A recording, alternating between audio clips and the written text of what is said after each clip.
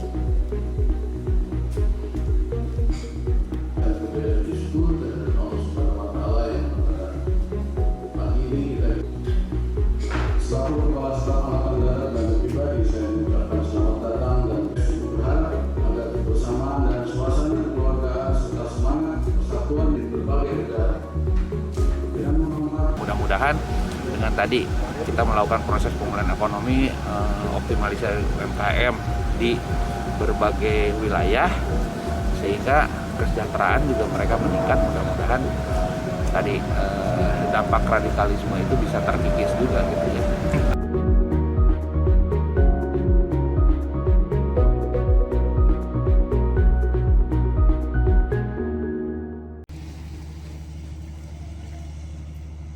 Kapal kargo MV Icon Daniel bermuatan minyak asam kelapa sawit, aluminium oksida, karet, kayu durian, dan kayu jabon yang dikemas dalam 66 kontainer siap ekspor ke negara Jepang.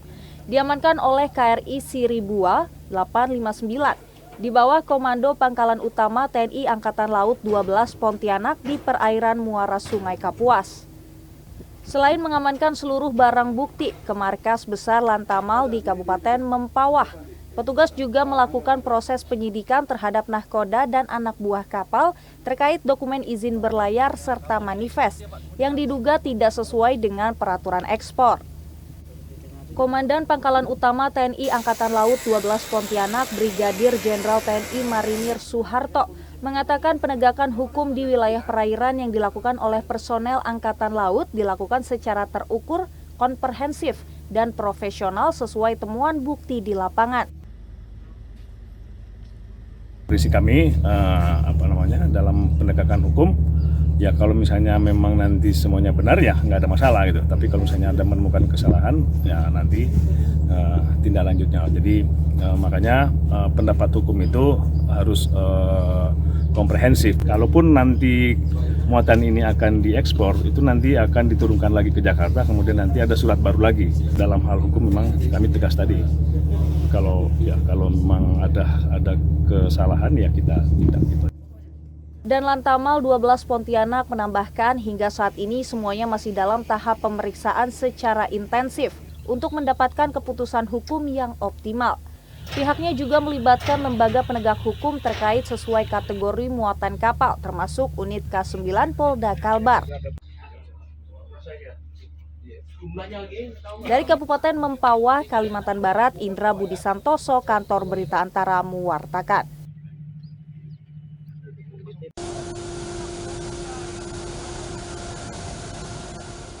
Kebijakan terkait pembangunan negara industri sudah masuk pada generasi keempat, yakni aspek industri yang pintar dan tentunya berkelanjutan.